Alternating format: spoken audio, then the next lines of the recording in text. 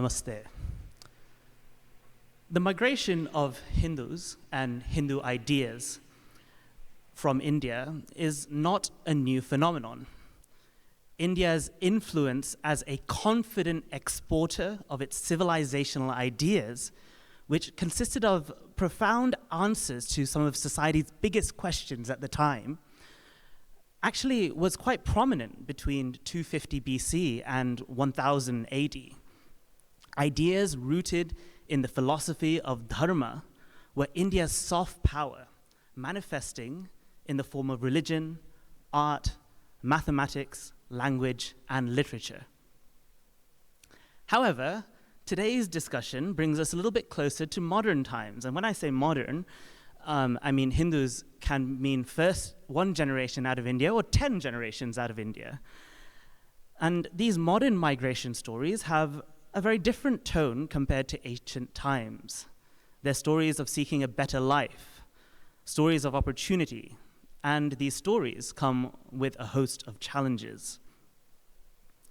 Yet, there are shared experiences that are part of the global Hindu experience, connecting us all across time and space. We have two amazing speakers here with us today to help navigate some of those stories. First, we have Rudraji Upadhyaya, who was born in Guyana and moved to the US at the age of 4. He was raised in New York City, and as I understand it, New York has a massive Guyanese population. Is that right? Yes, that's correct. Yeah. He has a BS in applied mathematics. He is a maintenance and engineering manager for Air Liquid Electronics and resides in Philadelphia with his wife, Pritika, and 4-year-old son, Veer. He has been a Sangha Karyakarta, he has been a Karyakarta of HSS for 25 years and has a current responsibility of the National Kishore Pramukh of Hindu Swayamsevak Sangh. And as I understand it, Kishore Pramukh, Kishores are like the 16 to 18-year-olds. That means future YUVAs? Is that the way? Future YUVAs, future YUVAs. 13 to 18. 13 to 18, got it, yes. Secondly, we have Aditi Banerjee, who is a published author and novelist. She is also a practicing attorney at a Fortune 500 financial services company in the US and has completed an executive MBA at Columbia University. She's also earned a Juris Doctor from Yale Law School and received a BA in International Relations, magna cum laude from Tufts University. She's a prolific writer. Many of you will have heard her name and read some of her works. She has written some books, including The Curse of Gandhari. And Curse of Gandhari, you did a book tour across India. Is that correct? That's right. Oh, wow, okay. Where did you go? 6 cities. Okay, right. There was also The Vow of Parvati, Hindu love stories, dharmically ever after, which I'm very excited to read. And most recently, Kashi, the valiant history of a sacred geography, and that was just released. Is that correct? Just a few months ago. Okay. She's also done some work in the academic space. She's co-edited the book Invading the Sacred, an analysis of Hinduism studies in America, in collaboration with Rajiv Malhotra, and has authored several essays in publications such as the Columbia Documentary History and Religion in America since 1945, and Buddhists, Hindus, and Sikhs in America, a short history. So I think Rudraji and Aditiji are going to be able to share some incredible stories about the global Hindu experience. And I'd like to actually start with Rudraji. What is the story of Guyanese Hindus, and what are some of the challenges that they faced? Sure. So I think many of us know that Hindus left Bharat about 200 years ago. This was during the time of the British Empire, and they were taken to many different parts of the world, the islands in the Pacific, Mauritius we already heard of, and then in the Caribbean, the West Indies. So I'm from Guyana, actually, and I am actually 5th generation outside of Bharat. My ancestors are from Uttar Pradesh, and many of the Hindus in the Caribbean are from Uttar Pradesh and Bihar areas. So when they left, they were taken as indentured servants. And many of them were sometimes coerced, manipulated. It actually was not a good experience. And when they came to the Caribbean, they lived in extreme poverty. They didn't have any housing or anything like that. The homes that they lived in initially, they made themselves. They made out of mud, right? And they were told that you go to the Caribbean for some time, you can come back. That happened to very few people. Almost nobody went back, right? They crossed the Kalapani. So even when they got there, they were still being manipulated. There were many things that the British did to kind of keep them under control. Some of that is created different social ailments for the people there at the time. And some of that was also religious persecution. That was also there too. So intolerance was there. Fast forward 200 years. So there are more Hindus living outside of Guyana today who are Guyanese Hindus than those who live in Guyana. So a lot of migration has happened. A lot of that migration happened in the 80s. My father and myself came to the US in the 80s. And life here is a little bit different. And they came for new opportunities, more opportunities. But at the same time, a lot of rediscovery has happened during this time as well.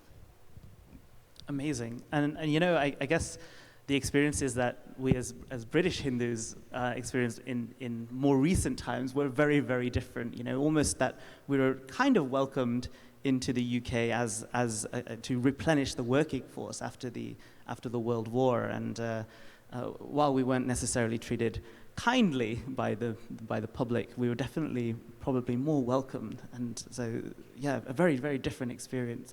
Aditi, could you shed some light on perhaps the very different experience that American Hindus have had coming to the USA? Sure. So I think I would trace it back in two branches. One, if you go back for many of us, our parents came from India. And then I think that story really starts within India and having centuries of persecution there, and just the struggle for survival, to preserve our traditions, preserve our religion in the face of invasions and colonialism. And then when they came here, so my parents immigrated to the US in the 1960s. And I think for that first generation, what was really incredible is that even when they came really looking for maybe financial security, but they still made a lot of efforts to bring the culture, bring the religious traditions, establish temples, bring that civilization here. And many of us are children of that. And I think what's very interesting now as a second generation and third generations is looking forward. So understanding our heritage, but then understanding those of us born in America, this is our Janmabhoomi, and bringing here and how we integrate Hinduism into America. And for many of us, our ties with India may go down over time, but our identity as Hindus should stay very strong. And having an opportunity to kind of shape this vision for what Hinduism in America will look like in the decades and centuries to come. I remember once I attended a talk by a Buddhist monk who had come from China, and he had said, what I'm doing now is to set the tone for what Buddhism will be in America for the next 400 years. And that's kind of an amazing opportunity we have. Even just being here today, over 400 of us being here together. When I was growing up, something like this wouldn't be possible. So just the possibilities and the opportunities that we have, which we're really indebted to our ancestors. And I would also say there's an American story. So as Hindu Americans, I just think of like the civil rights struggle, what Native Americans went through, what blacks have gone through, what other migrant communities have gone through. That's part of our story, and we're indebted to them also. So I think there's two branches of that intertwine into our story. Yeah, that's incredible. And so so you're describing here that in the American story is one of almost a blank slate of opportunity, and that sounds like it was very exciting. And do you think your ancestors felt that way, or were they kind of more concerned about addressing their immediate needs? Yeah, I think it was their immediate needs. So you think of like Maslow's hierarchy of needs, right? So you're in a new country, sometimes you don't come with a lot of resources.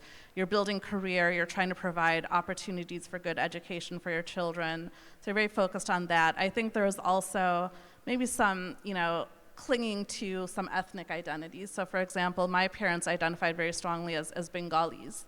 not necessarily with other Indians or other Hindus. And one thing for me growing up was really an emphasis on being a Hindu American versus a Bengali American or an Indian American, because being Hindu is what gives us the values, the principles, what I want to carry forward, what I want to see as legacy for future generations. And that's obviously very intertwined with the Indian culture and the Indian story, but over time it will be different here, just like Hinduism is different in Bali and other places. It's gone, same with Buddhism. And so I think having that space and that opportunity to chart something new is important. Yeah, in the UK, my grandparents' generation, they focused on building mandirs, and that I think became a real center for those communities. And in my hometown, we have a mandir which is just two houses that are just kind of stuck together, and it's still the mandir that is there in the center of the community today, and it's community run. And this community were all kind of connected together because they all came via East Africa, and some actually got kicked out of East Africa before they were able to come to the UK. And what's interesting is that when I was able to meet Gujaratis, I'm of a Gujarati background, and when I was able to meet Gujaratis that have come from India, I realized the journey that we've come because of the language that I speak. Because my language, firstly, they can recognize that I'm from the area of Surat in Gujarat. So somehow the Surti accent has translated down to me. And secondly, half the words don't make sense to them. And what's interesting here is that half of the words that are inserted into our Gujarati are actually Swahili words that have come in through spending time in Kenya over several years. And so even in my case, even our language is a measure of that journey that we've been through, and I think it's really fascinating. So Rudraji, could you tell us a little bit more? You mentioned that some of these immediate challenges that Guyanese Hindus face. How did they overcome these challenges? What were some of the ways that they did this? What role did advocacy play in this as well? So I think one of the last things you said was that the people there, they were influenced by their environment, right? That's what happened. I think the same thing is true in the Caribbean. So one of the things was the people there, the Hindus there, they were not really allowed to practice Hindu dharma. The only time they were given to practice Hindu dharma was on Sundays when Christians went to church. So what ended up happening in Guyana particularly, we developed these Sunday morning satsangs. So that became a key part of the identity. And holding on to bhakti yoga is really what strengthened the people. And singing, chanting, listening to stories of Ramcharitamanas and Bhagavad Gita, which were the only two texts that went to the Caribbean, this helped to uplift the soul, uplift the spirit. But coming together, I think coming together, that's really where they derive strength. And this is how they formed their community. In some ways, out of survival, they needed to do this. Over time, the Hindus became a bit more affluent in the Caribbean, and this too was a challenge because one of the values was to save, right? So when they saved their money, over time they became business owners, they became a bit more wealthy, and then they received a different type of animosity and challenge, and this was from the Africans who were there in the Caribbean before the Indians were brought there. So this too, a good value, was another level that they had to face. Different challenges that they went through in society were that to go to school at one point, you had to speak English.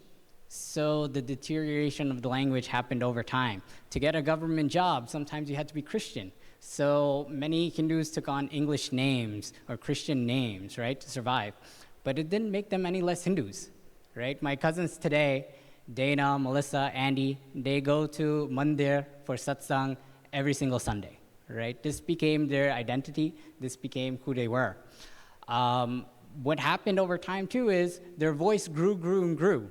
But something that also happened, which was kind of negative, is when the Hindus, in some ways, became in political power in the Caribbean, they didn't always cater to the needs of Hindus, right? They catered to the needs of who were shouting the most, which was sometimes African groups, right? So even though Hindus were there, they weren't doing anything to help the Hindus, right? So there's still quite a bit more work that needs to get done there, and a lot of change has happened over the years as well.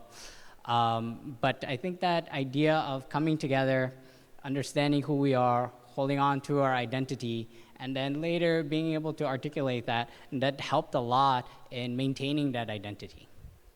So this idea that Hindus rose to the ranks of politics and then were not advocating for Hindus, why do you think that is? Is that just power? Was that because what the circumstances that created that environment? So I am not definitely knowledgeable in this area, so it'll just be an opinion. But honestly, I think it's fear, right? Fear of losing that same power, right? You came into power, and now what do you want to do? You want to hold on to that power, right? So. Aditi ji, could you? I know that the U.S. has had to overcome numerous challenges over the years, and more so in recent years. Would you be able to shed some light on how have Hindu Americans overcome some of these challenges? How are we overcoming some of these challenges? And what role is advocacy playing in all of this? Sure, and I think this is very different because I think when you're in Bharat, when you're Hindu in Bharat, you're like the majority, so you don't have to advocate for yourself. You may have to fight, you may have struggles, but there isn't this barrier to really understanding as much. It comes through in different ways. So I think when that first generation came here, they didn't know, or they never had to explain themselves as Hindus to anyone who was really non-Hindu.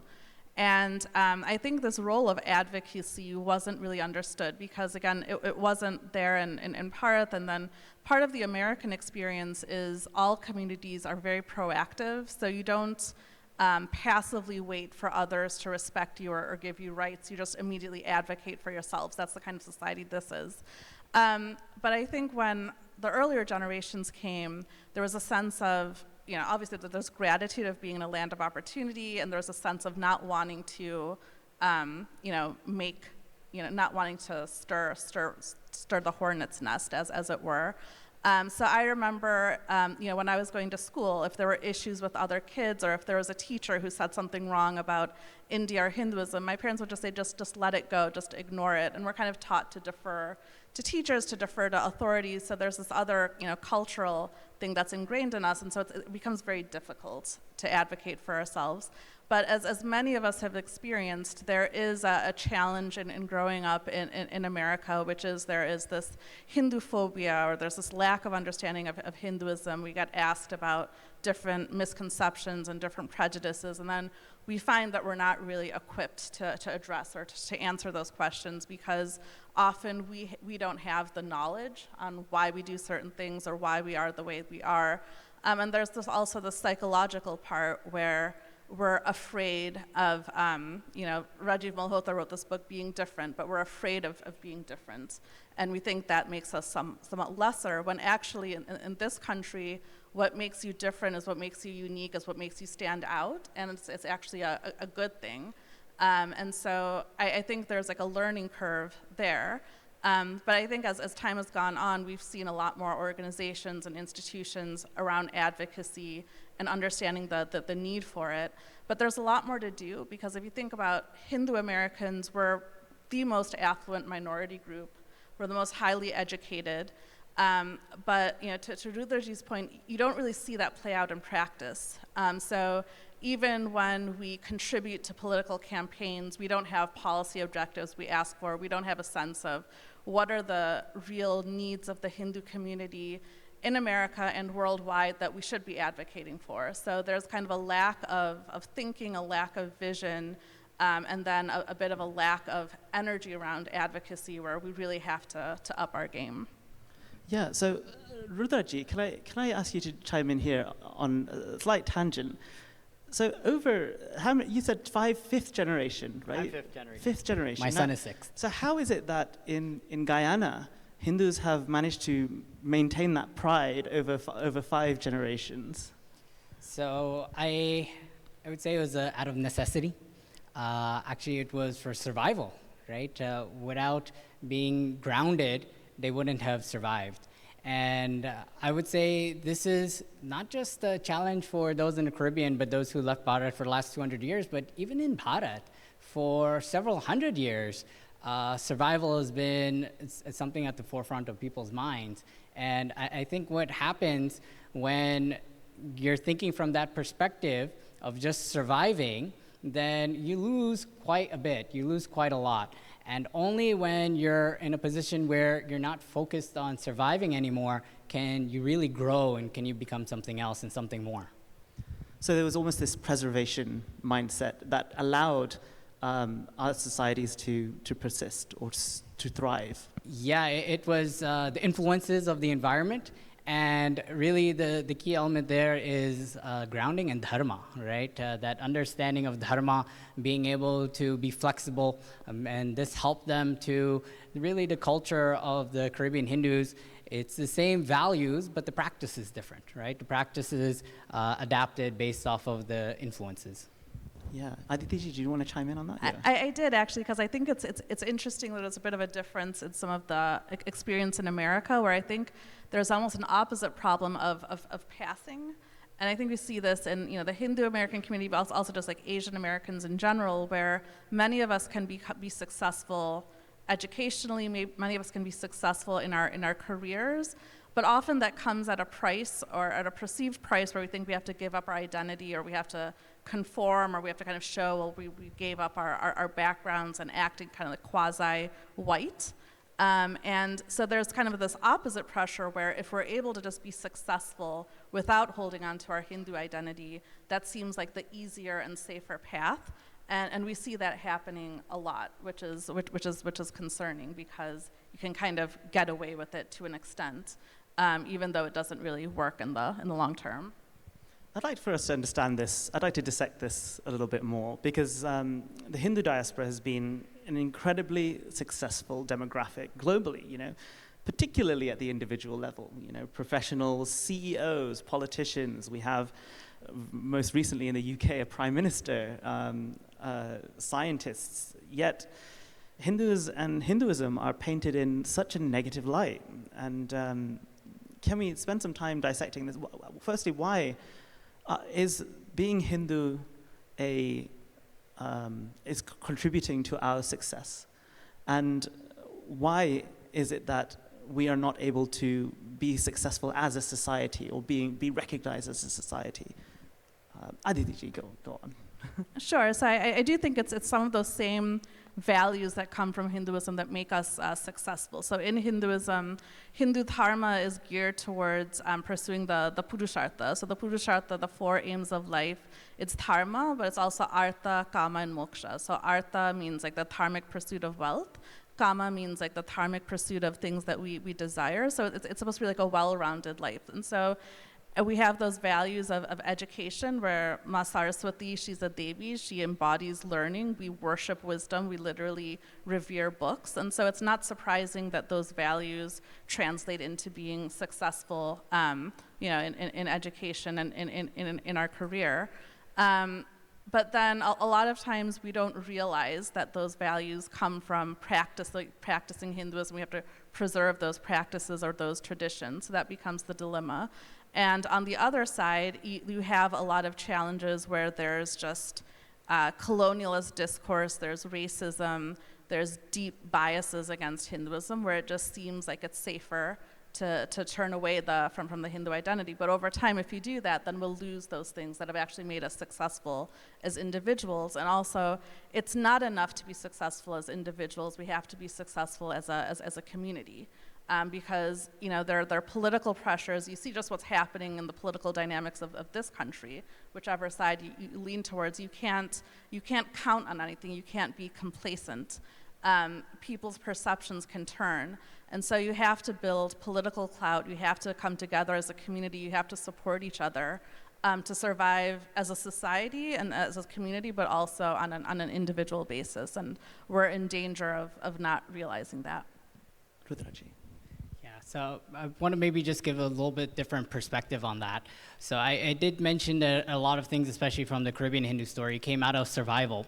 So we do have a dharma to ourselves and a dharma to our family. And I think when you're focused on survival, that's kind of what you think of first. That's where you start first. But on the other end of survival, there's opportunity, right? There's growth.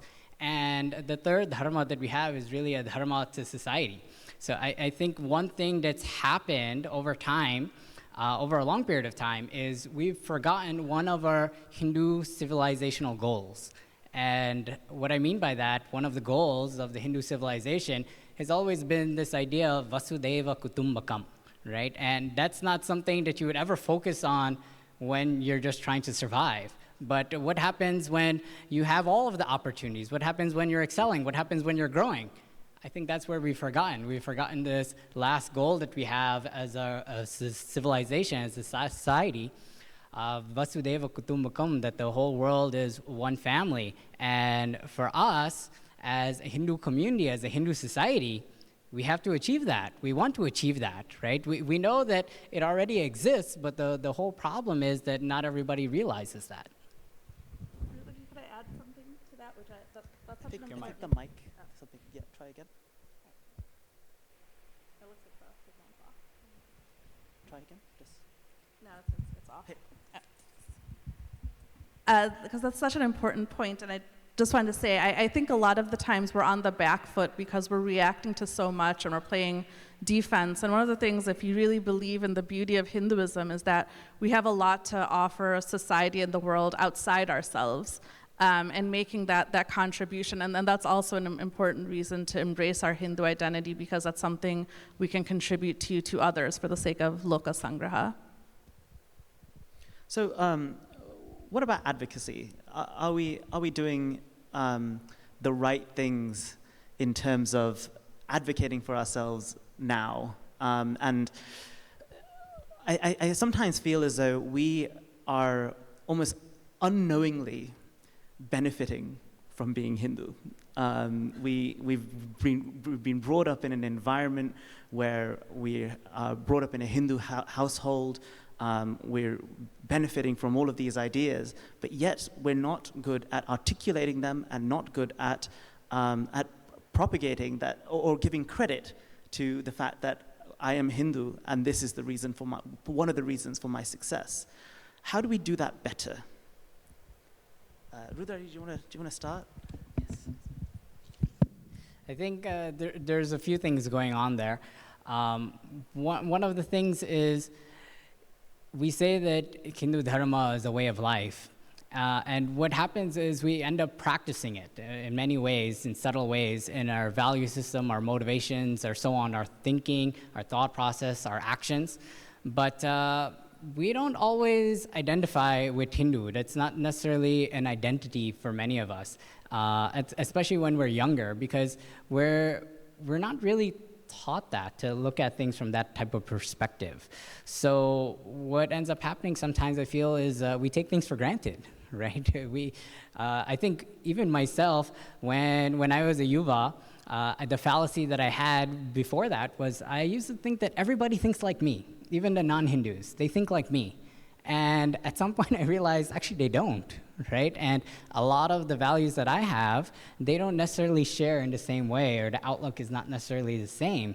So I took that for granted in myself, and only after I realized that everybody's a little bit different, and then it made sense of why I should speak up. And what I would say for advocacy is I think I look at it in very simple terms. I look at it in terms of influence. Right? In a very local level, can you influence one or two people in a positive way? That can be advocacy. And that's the type of advocacy that's extremely slow. But at the same time, it can be very long-lasting, can be very successful, right? The people who are your closest to, right, who are non-Hindus, if they know what it means to be Hindu through you, that's a big deal. Right? That's something that'll change people's hearts and minds. That's something that'll last with them forever. And generationally, through the generations, that'll change as well. That can shape the society. And from the other perspective, coming together, being united, there's strength, right? There's a lot of strength in being able to organize, and the level of advocacy that you can have there, that's something far greater. So advocacy is also something where we can shed how our positive experiences of being Hindu. That's excellent. Aditi ji. Sure. So I would take this in a few stages. The first, Swami Chinmayananda once said, and I'm paraphrasing here, that his goal was to convert Hindus to Hinduism. And I think that's really important, by which I mean the first thing is to ourselves become Hindus, to practice Hinduism, to learn about Hinduism, what's in our shastras, to have sadhana, to practice the yoga that's there. And when we do those things, we'll learn certain things, and then when we have this Hindu consciousness, then we can have a Hindu identity. So I'll just give a very small example of this, which is, many of us, when we have like a birthday party, we blow out candles on the birthday cake. And I grew up doing this. I never thought anything of it. But then when I started the practice of lighting a diya, and I understood Agni is sacred, and to extinguish Agni is something that's very inauspicious, then that little practice, which seemed so commonplace to me, I realized, no, that's not something I want to do. So there are things like that. Without practicing, without understanding, those thoughts won't come to us. And then the second part of it, which is once you have some of that consciousness, once you've have some of that divinity, that bhakti, you have that reverence for the deities, then it's concretizing that, crystallizing that into a Hindu identity. And we all have different identities. I'm a woman, I'm a Bengali American, I'm Indian American, a Hindu American, but that Hindu American, that's at the core of what I am, because that's what I am spiritually, that's where my values come from, that's the core of it. So that should be the primary identity that I operate under. And then when you have that, then it's understanding, okay, as a Hindu American, what is my dharma to this country? What is my dharma to other Hindus around the world? What is it I can contribute to this land of my karma bhumi, my janma bhumi? What are the things I need to do for my community? And kind of thinking from first principles. And that's kind of the blank slate opportunity that we have. Unburdened by some of the past, and then coming up with that vision, coming up with specific objectives of what we want from the government, what we want in our schools, what we want culturally, things like that, and then working towards that, which is why I say there's a defensive element to it, but there's also something that is exciting, which is the opportunity of it. But it really has to start with increasing our consciousness as Hindus and really embracing a Hindu identity. And then once you have that, then the advocacy kind of comes naturally. And advocacy really means, it's also a great privilege you have. If you just think about the word advocacy, you're giving voice to. So you're giving voice to people who don't necessarily have a voice. If you think about what's happening in Bangladesh right now, or what's happened in Kashmir. And that's a great duty that we have, where many of us are privileged, where we can engage in advocacy, where others are just struggling to stay alive and to stay physically safe. And so when you understand the sacredness of that duty, I think it makes us motivated, to motivate us to really take that seriously and to do everything in our power to be the strongest advocates we can be for Hindus and for dharma, which is really for the benefit of all sentient beings everywhere. You see, I always thought of, growing up, I always thought advocacy meant that I had to be outside a building protesting, and I think I've started to learn, I think many of us have started to learn that advocacy can look like many, many different things. And sometimes it might just be a case of us sharing our stories and sharing our positive experiences that we've had being Hindu. And I know that that's had the greatest benefit for me, especially when interacting with my non-Hindu friends, my non-Indian friends. They're the most receptive when I'm just able to share my experiences in a positive light and how dharma can be applied to the aspects of my life. And there's so much there that we can explore on a day-to-day basis. So bringing us towards a closure of our discussion, Rudraji first and then Aditi-ji, is there a global Hindu experience? I know Hindus from across the globe have very different challenges, but yet we're still connected by something. So is there a global Hindu experience, and what can we learn from this to address challenges American students face on campus today? So before I talk about that, I just want to comment one thing you said about advocacy. So I mentioned Vasudeva Kutumbakam, right? At the end of the day, does advocacy mean that we're going and fighting with people? Right? Like, how is Vasudeva Kutumbakam going to be possible, right? Is that really what we're saying, what we want to do, right? So what does advocacy look like when that is your goal, right? What does it look like when Vasudeva Kutumbakam is your goal? Then advocacy becomes something that's very, very different. Also, I want to comment on a few things that we heard in the last plenary. Some things really resonated with me. So when I was a teenager, I was identifying myself as a Caribbean Hindu. But then at the same time, I was a little bit different from other Caribbean Hindus growing up in New York City. And I had many friends who were Indian nationals. But that wasn't really myself either. And actually one challenge that today many Caribbean Hindus face is they feel that they're not accepted by Indian nationals, right? And that's a challenge, and it's more of a challenge in our own minds in some ways, right? I don't want to put that down in any way because it really is a reality for some people. But I feel very fortunate that through my own personal life experience, a lot of self-doubt was there, a lot of questioning was there of who am I really? I think my primary identity today is that of being a Hindu, right? That's my primary identity. And I am an American Hindu, but at the same time, that identity of Hindu is a global identity, right? It's not just an American identity.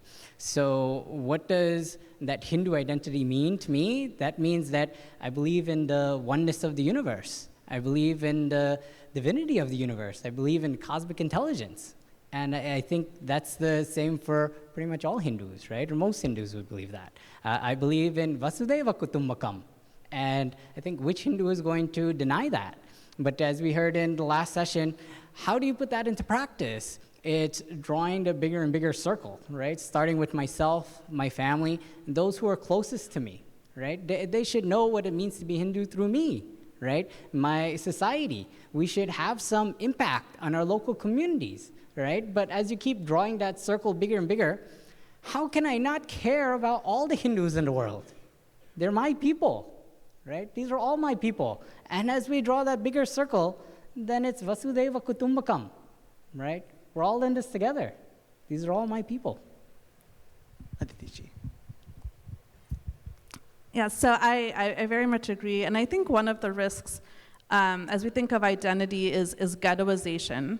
So I spoke before about, we shouldn't divide ourselves into being like this ethnicity or that ethnicity or Indian Hindu versus Caribbean Hindu or things like that. So there's the broader we can make that Hindu canvas, the better. There's another aspect of it too, which is our reaching out to non-Hindus or feeling that Vasudeva Kutumbakam with them. So I remember when I was writing my book about Gandhari, I was thinking, well, the audience for this is really Hindus or Indians, and that's pretty much it. I was working with a non-Hindu white editor, and she was reading my manuscript, and she said, when I described the pregnancy of Gandhari, she's like, I went through a very difficult pregnancy, and I'm thinking about this woman who gave birth to 100 sons, and I could really relate with this.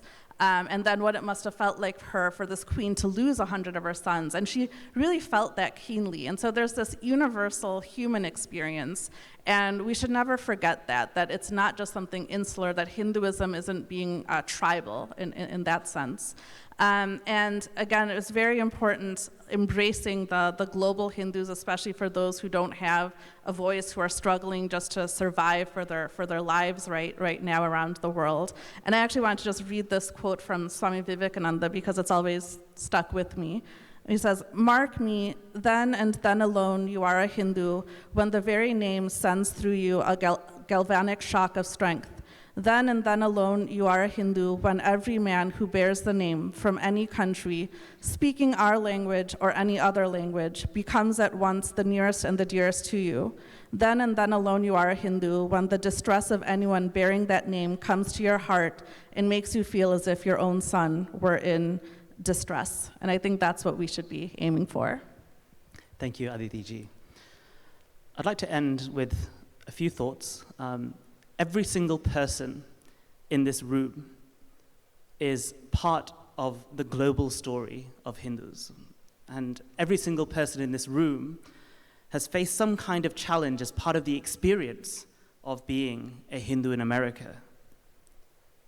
Every single person in this room is an advocate just by being in this room.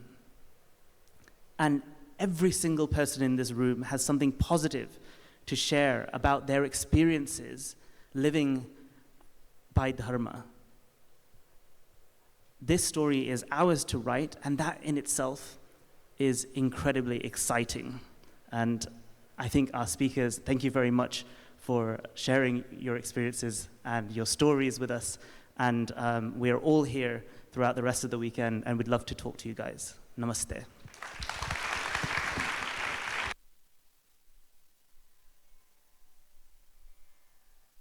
Now I would like to ask Niyati ji to honor our guests with a token of appreciation.